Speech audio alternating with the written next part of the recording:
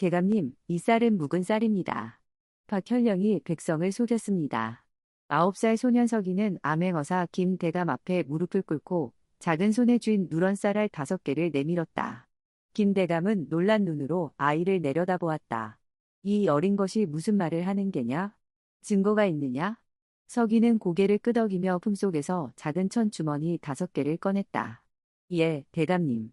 이 쌀들은 모두 관아 곡간에서 가져온 것입니다. 백성에게 나눠준다던 쌀인데 신맛이 나고 색이 누렇습니다. 이건 2년 묵은 썩은 쌀입니다. 김대감은 쌀알을 하나 집어 코에 가까이 대고 냄새를 맡았다. 과연 쉰내가 났다. 그는 다시 쌀알을 손톱으로 눌러보니 쉽게 부서졌다. 김대감은 곡식 전문가인 서리를 불러 쌀을 감정하게 했다. 서리는 여러 쌀알을 살피고 물에 담가본 뒤 고개를 끄덕이며 말했다. 대감님, 이 쌀은 확실히 2년 묵은 진미입니다. 색이 황색이고 곰팡이 냄새가 나며 물에 뜨는 것으로 보아속이 비었습니다. 사람이 먹으면 배탈이 납니다. 김대감의 얼굴이 굳어졌다. 이것이 정말 관아 곡간의 쌀이냐? 서기는 눈물을 글썽이며 대답했다. 예, 대감님. 박현령이 썩은 쌀을 인양에 싸게 사서 새 쌀인 척 온양으로 조정해 보고하고 차액 3냥을 챙겼습니다. 한 달에 백감하면 300냥, 1년이면 3,600냥입니다. 이 돈이면 300가구가 1년을 먹고 살 수 있습니다. 그 때문에 우리 마을 사람들은 썩은 쌀을 먹고 병들고 죽어가고 있습니다. 이 일의 시작은 5년 전으로 거슬러 올라간다. 당시 서기의 아버지 이현령은 충청도 어느 고을의 청렴한 관리였다. 그러나 좌수였던 박 씨는 이현령이 자신의 부정을 조사한다는 것을 알고 먼저 손을 썼다. 박 씨는 장부를 조작하고 거짓 증인들을 매수하여 이현령이 곡간쌀을 빼돌렸다고 거짓 고발했다. 조정에서 조사관이 내려왔지만 박 씨가 미리 준비한 위조 장부와 증인들 때문에 이현령은 억울하게 유배형을 받았다. 서기는 당시 겨우 4살이었다. 아버지는 끌려가기 전 마지막으로 어린 서기를 무릎에 앉히고 말했다. 서가, 쌀을 잘 보거라. 새 쌀은 하얗고 윤기가 나며 향기가 좋다. 하지만 묵은 쌀은 누렇게 변하고 냄새가 시큼하단다. 쌀 한 톨에도 정직이 있고 백성 한 명에도 존엄이 있다는 것을 잊지 마라. 어린 서기는 아버지의 말을 가슴에 새겼다. 아버지가 먼 유배지로 끌려간 뒤 어머니는 슬픔과 충격으로 2달 만에 병으로 돌아가셨다. 서기는 외할머니 손에 이끌려 강원도 산골 마을로 갔다. 외할머니는 가난했지만 서기를 따뜻하게 품어주었다. 외할머니는 작은 밭을 갈며 생계를 이어갔는데 밭을 갈 때마다 순한 물소 한 마리를 이끌고 갔다. 그 소는 귀에 하얀 점이 있었고 서기는 그 소를 점이라고 불렀다. 소는 순했고 서기를 등에 태우고 개울을 건너곤 했다. 서기는 점이의 등에서 외할머니가 밥 가는 모습을 지켜보며 자랐다. 그러나 2년 후 외할머니마저 관아에서 나눠준 구율미를 먹고 심한 배탈이 나 세상을 떠났다. 외할머니가 죽기 전 마지막으로 말했다. 서가, 이 쌀이 이상하구나. 냄새가 쉬었어. 내 아버지 말씀을 기억하거라. 서기는 외할머니가 먹던 쌀을 손에 쥐고 냄새를 맡았다. 아버지가 말한 대로 누런 색의 시큼한 냄새가 났다. 서기는 그날 밤 혼자 울며 맹세했다. 나는 이 썩은 쌀로 사람을 죽인 나쁜 사람을 꼭 찾아내겠어. 아버지를 모함하고 할머니를 죽인 그 사람을 그냥 두지 않겠어. 외할머니가 돌아가신 뒤 점이는 이웃 농부에게 팔려갔다. 서기는 점이의 등을 마지막으로 쓰다듬으며 말했다. 점이야, 안녕. 나중에 꼭 다시 만나자. 점이는 슬픈 듯 음매하고 울었다. 서기는 7살이 되자 마을 미국 상인 김서방 밑에서 일하기 시작했다. 김서방은 서기가 쌀 냄새만 맡고도 묵은 정도를 정확히 알아맞히는 것을 보고 신기해했다. 이 녀석, 정말 신통하구나. 어디서 배운 거냐? 서기는 대답하지 않고 묵묵히 일했다. 그는 날마다 수십 가마의 쌀을 살피며 새 쌀과 묵은 쌀을 구별하는 법을 더욱 정교하게 익혔다. 새 쌀은 백색이고 매끄러우며 은은한 단내가 났고 손으로 비비면 윤기가 돌았다. 1년 묵은 쌀은 약간 누르스름하고 향이 옅었으며 2년 묵은 쌀은 완전히 누렇고 쉰내가 나며 벌레가 먹은 자국이 있었다. 서기는 이 모든 차이를 외웠다. 그러던 어느 날 김서방이 큰 수레에 쌀백 가마를 싣고 관아로 향했다. 서기는 슬쩍 뒤따라갔다. 관아 곡간 앞에 도착하자 서기는 쌀 냄새가 이상하다는 것을 바로 알아챘다. 곡간 구석에서 늙은 쥐 한 마리가 어린 쥐 서너 마리를 이끌고 찍찍 소리를 내며 쌀가마 주변을 서성이다가 냄새를 맡고는 재빨리 달아났다. 늙은 쥐는 고개를 돌려 어린 쥐들에게 무언가 경고하는 듯했다. 이 쌀은 먹으면 안 돼.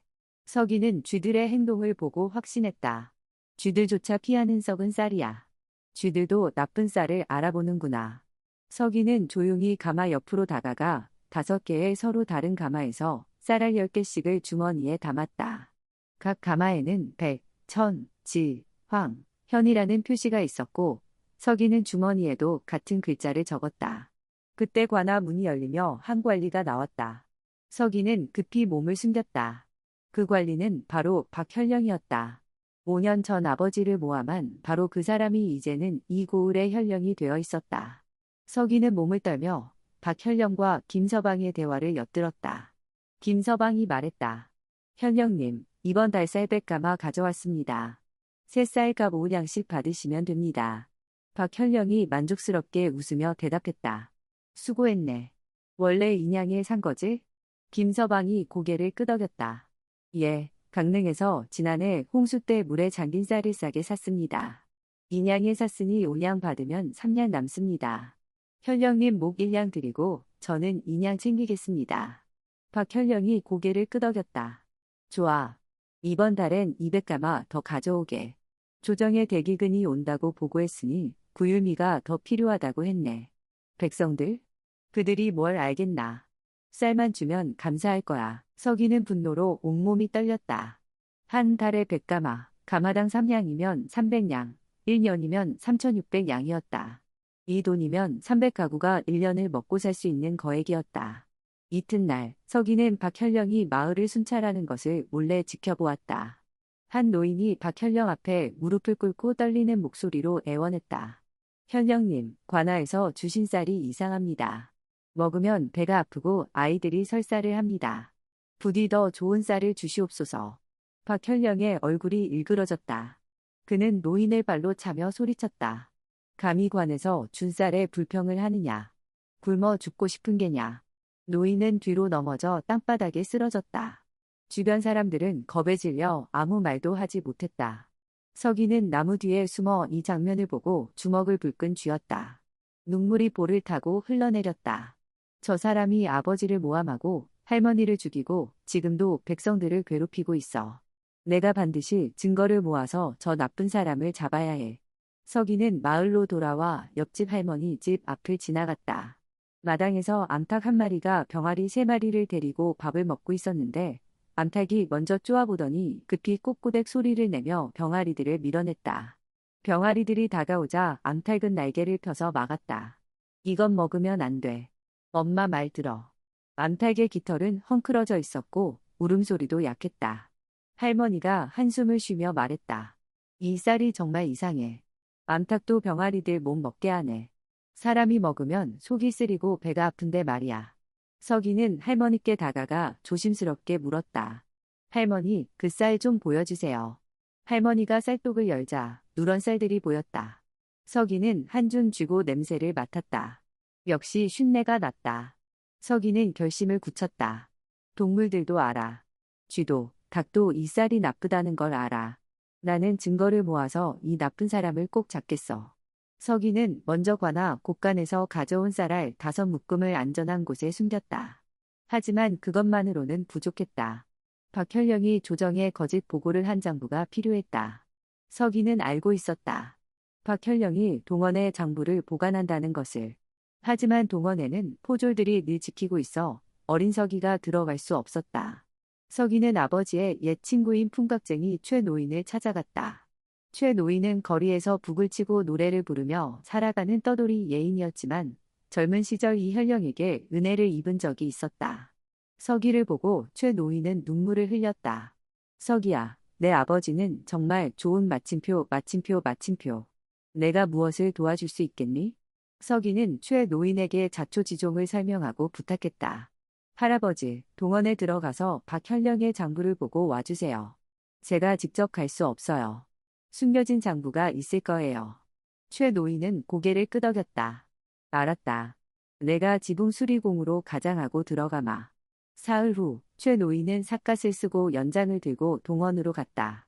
마침 장마 뒤라 지붕 몇 군데가 새고 있었고 포졸들은 수리공을 기다리고 있었다. 최 노인은 지붕 위에 올라가 기와를 고치는 척하면서 박현령의 방 안을 살폈다. 박현령이 잠시 자리를 비운 사이 최 노인은 재빨리 방 안으로 들어가 책상 서랍을 열었다.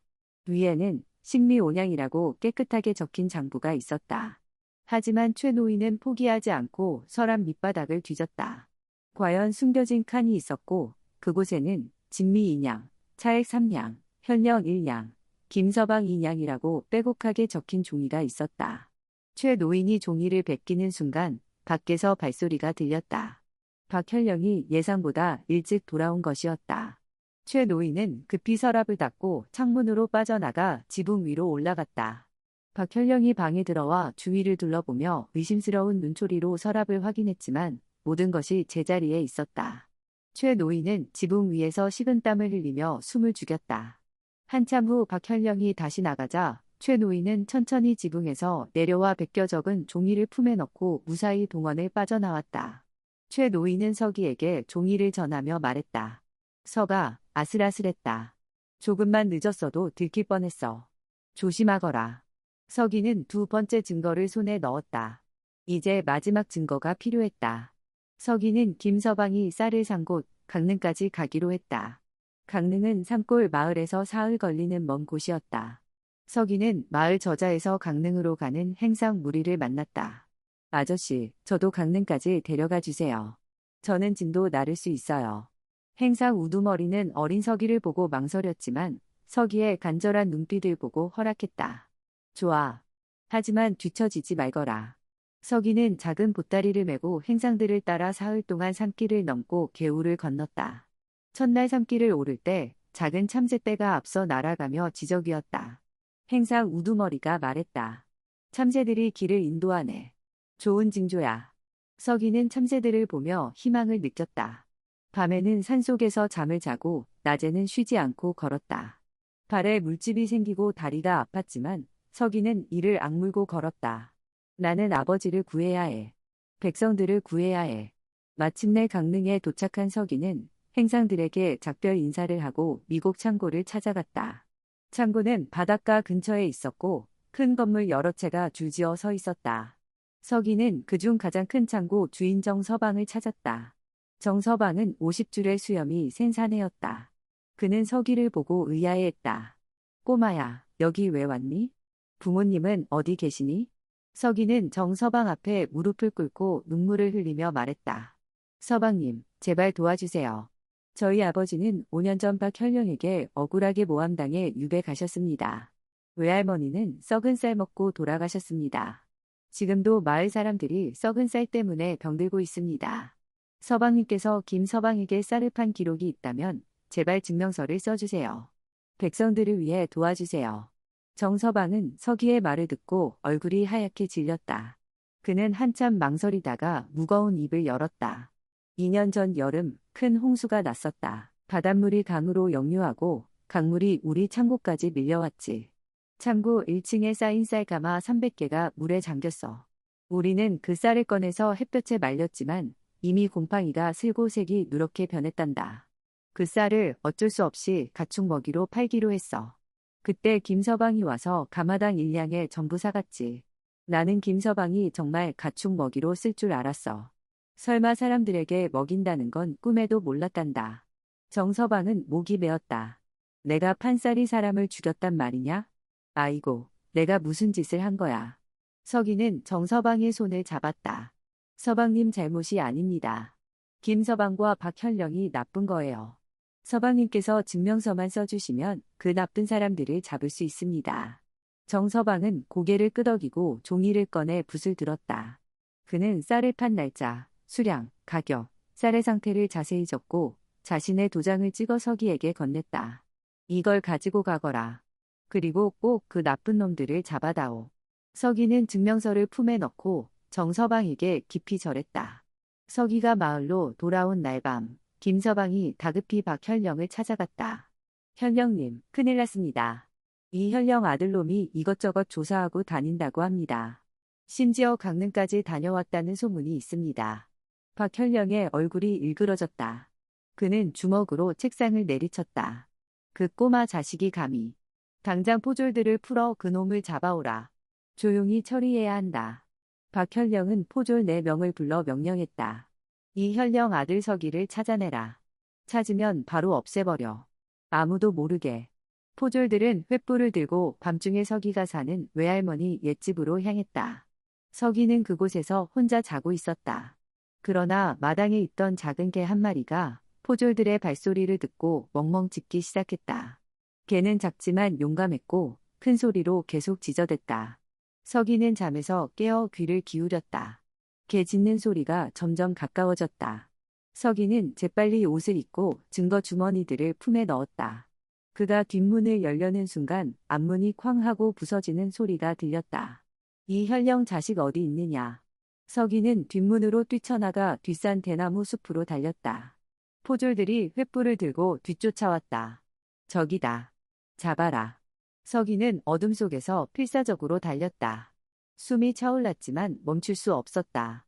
대나무 잎들이 얼굴을 핥히었고 발이 돌부리에 걸려 넘어질 뻔했다. 대나무 숲을 지나 작은 개울가에 이르렀을 때 서기는 앞이 막막했다. 개울폭이 너무 넓어 뛰어넘을 수 없었다. 뒤에서는 포졸들의 외침이 들려왔다. 저기 있다. 바로 그때 서기는 개울가에서 풀을 뜯던 커다란 물소 한 마리를 보았다.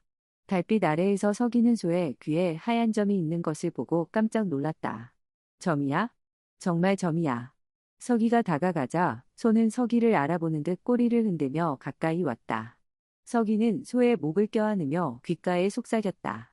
점이야, 나야, 서기야. 제발 날 구해줘. 나를 저 건너편으로 데려가줘. 소는 서기의 목소리를 알아듣는 듯 무릎을 꿇어 서기가 등에 올라타기 쉽게 해주었다. 서기가 소등에 올라타자 소는 개울 속으로 뛰어들어 힘차게 헤엄치기 시작했다. 물소는 원래 헤엄을 잘 치는 동물이었고 서기는 가벼운 아이였기에 소는 빠르게 물을 가르며 나아갔다. 포졸들이 개울가에 도착했을 때 소는 이미 반대편 언덕에 올라가 있었다. 젠장. 물이 너무 깊다. 건널 수 없어. 돌아가서 다리로 가야 한다.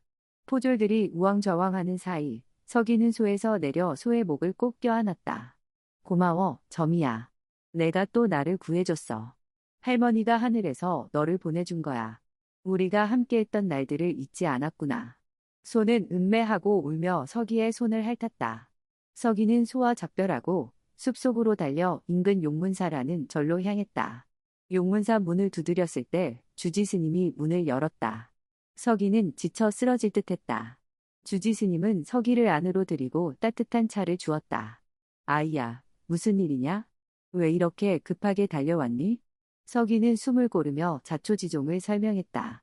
아버지가 억울하게 유배간 일, 외할머니가 썩은 쌀로 돌아가신 일, 박현령이 백성들을 속이고 있는 일, 그리고 자신이 모은 3가지 증거에 대해. 주지 스님은 서기의 이야기를 듣고 눈시울을 붉혔다. 참으로 기특한 아이로구나. 내 아버지께서 자랑스러워 하실 게다.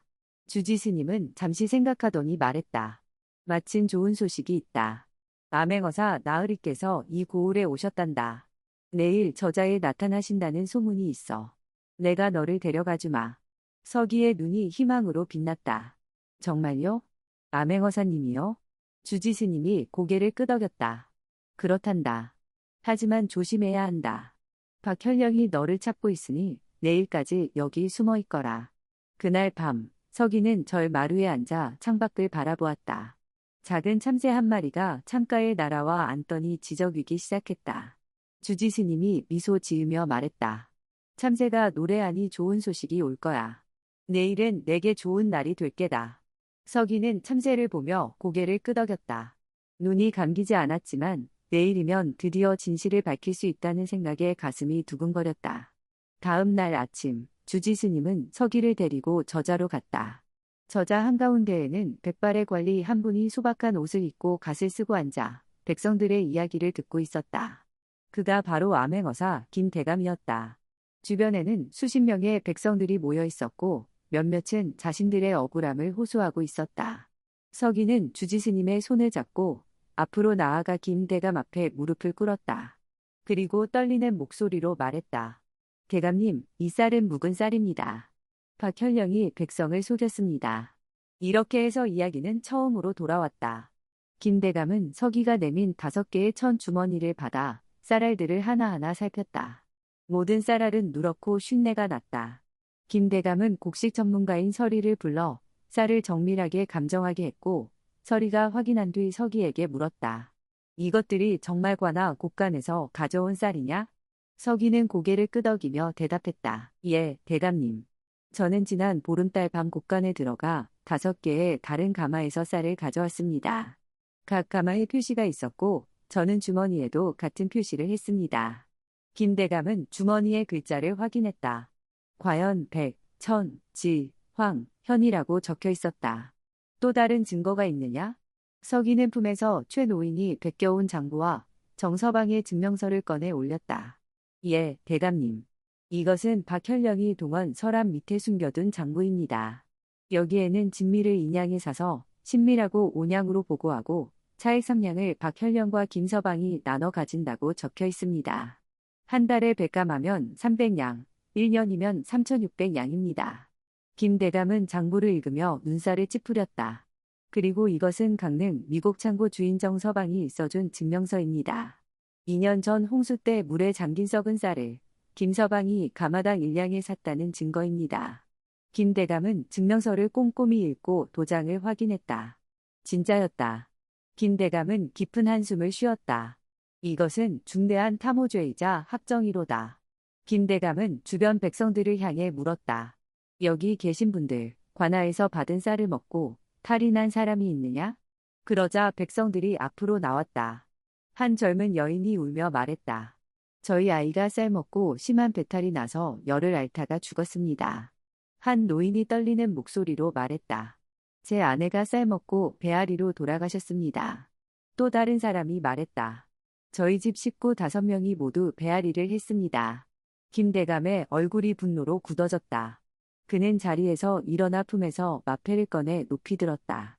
과인은 임금의 명을 받은 암행어사이다. 백성들이 일제히 무릎을 꿇었다. 김대감은 군관 20명을 불러 관아로 향했다. 서기도 뒤따라갔다. 관아에 도착한 김대감은 포졸들에게 명령했다. 곡간을 즉시 수색하라. 군관들이 곡간 문을 열고 쌀 가마들을 하나하나 열었다. 백, 천, 지, 황, 현 표시가 있는 가마를 찾아 쌀을 꺼냈다. 모든 가마에서 누런 쌀이 쏟아져 나왔다. 서기가 가져온 주머니 속쌀과 똑같았다. 김대감은 동원으로 가서 박현령의 방을 수색했다. 책상 서랍을 열자 신미호 양이라고 적힌 깨끗한 장부가 있었지만 서랍 밑바닥 숨겨진 칸에서 진짜 장부가 나왔다. 진미 2냥, 차액 3냥, 매달 100가마. 숫자들이 빼곡했다. 또한 박현령 집 뒷뜰을 파보니 지하 비밀 창고가 있었고 그곳에서 은자 5,000냥이 발견되었다. 김대감은 박현령과 김서방을 체포하라고 명령했다.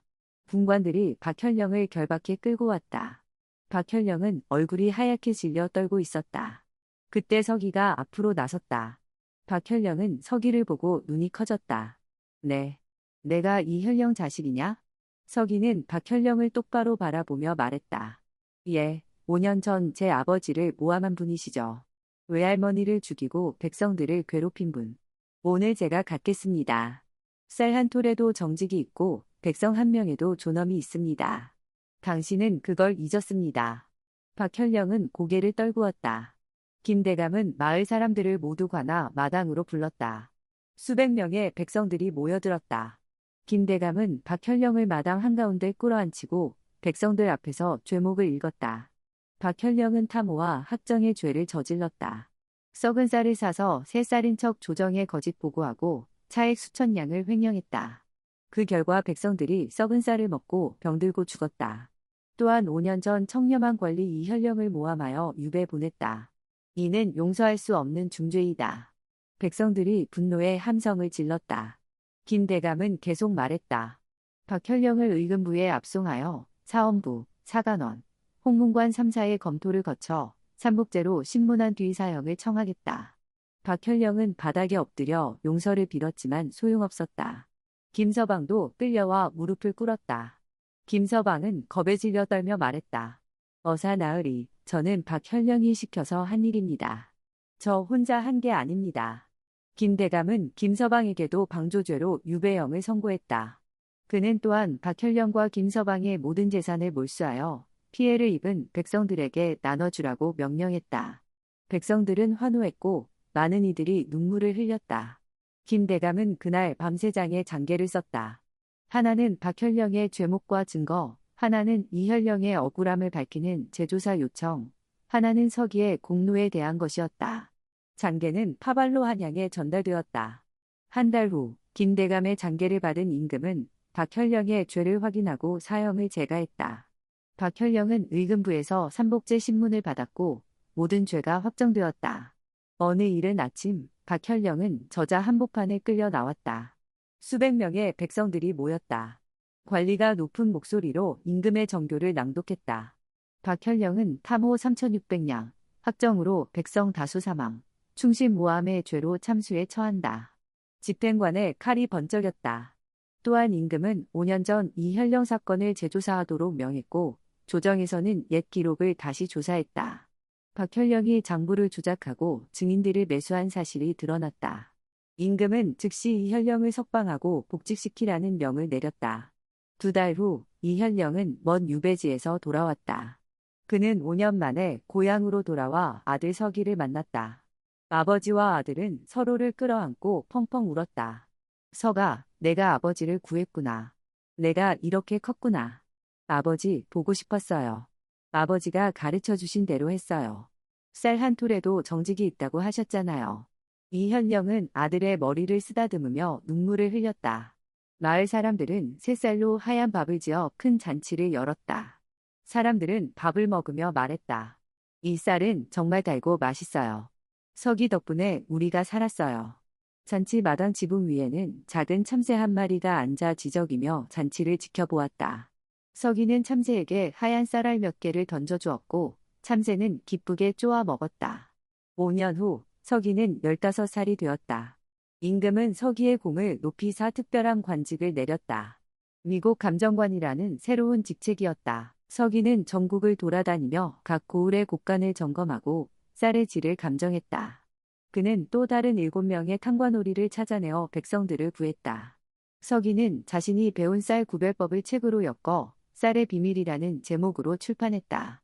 책에는 쌀의 색깔로 신선도를 알아보는 법, 냄새로 부패 정도를 판별하는 법, 손으로 만져 단단함을 확인하는 법, 물에 띄워 속이 빈 쌀을 골라내는 법 등이 그림과 함께 자세히 설명되어 있었다. 이 책은 전국에 퍼져 많은 백성들이 나쁜 쌀로부터 스스로를 지킬 수 있게 되었다. 서기는 30살에 고향으로 돌아와 작은 농업학당을 열었다. 그는 농부들에게 좋은 쌀을 키우는 법, 쌀을 제대로 보관하는 법, 쌀의 품질을 높이는 법을 가르쳤다. 학당 마당에는 큰 물소 한 마리가 있었다. 그 소는 서기를 구해준 점이의 새끼였다. 서기는 날마다 소에게 좋은 여물을 주고 등을 쓰다듬으며 말했다. 내 어미가 나를 구해줬단다. 그 은혜를 잊지 않마. 점이는 진짜 영웅이었어. 소는 음매하고 울며 서기의 손을 핥았다. 서기는 제자들에게 가르쳤다. 쌀 한 톨도 소홀히 여기지 마라. 그 안에는 농부의 땀과 하늘의 은혜가 담겨 있다. 정직하게 쌀을 다루는 사람은 백성을 사랑하는 사람이고 쌀을 속이는 사람은 백성을 죽이는 사람이다. 그리고 동물들도 우리의 친구다. 쥐도, 닭도, 개도, 소도 모두 우리에게 진실을 알려준다. 그들의 목소리에 귀 기울여라. 서기는 55살의 병으로 눕게 되었다. 그는 제자들을 불러 마지막 말을 남겼다. 쌀 한 톨에도 정직이 있고 백성 한 명에도 존엄이 있다. 이것을 잊지 말거라. 너희들이 이 가르침을 지키고 전한다면 나는 편히 눈을 감을 수 있다. 며칠 후 서기는 조용히 숨을 거두었다. 그의 장례식에는 수백 명의 사람들이 모여 그를 애도했다. 사람들은 서기를 미국 성인이라 부르며 기렸다. 서기의 묘는 마을 어귀 작은 언덕에 세워졌고 비석에는 그가 남긴 말이 새겨졌다. 쌀 한 톨에도 정직이 있고 백성 한 명에도 존엄이 있다. 매년 가을 추수가 끝나면 마을 사람들은 서기의 묘 앞에 모여 새 쌀로 밥을 짓고 하얀 쌀알을 땅에 뿌려주었다. 참새들이 나라와 쌀알을 쪼아 먹으며 즐겁게 지저귀었다. 그 모습을 보며 사람들은 말했다. 서기가 하늘에서 우리를 지켜보고 있을 거야. 점이도 함께 있을 거야. 서기가 남긴 쌀의 비밀은 대대로 전해져 오늘날까지도 백성들이 좋은 쌀과 나쁜 쌀을 구별하고 스스로를 지킬 수 있게 해주었다. 그의 이야기는 마을 어귀에서 저자 한복판에서 아버지가 아들에게 할머니가 손주에게 전해지며 사람들의 마음속에 살아 숨쉬었다. 탕과 놀이를 경계하고 정직한 관리를 바라고 한 톨의 쌀도 소중히 여기고 동물들의 지혜를 존중하는 마음이 바로 서기가 남긴 가장 큰 유산이었다. 작은 아이 하나의 용기와 지혜가 아버지를 구하고 수많은 백성을 살리고 한 시대의 부정을 밝혀냈다. 그리고 그 과정에서 물소 점이, 늙은 쥐, 암탉, 작은 개, 참새들이 모두 서기를 도왔다. 그 모든 것의 시작은 단 한 줌의 누런 썩은 쌀알이었고 그 모든 것의 중심에는 사람과 동물 사이에 깊은 유대가 있었다.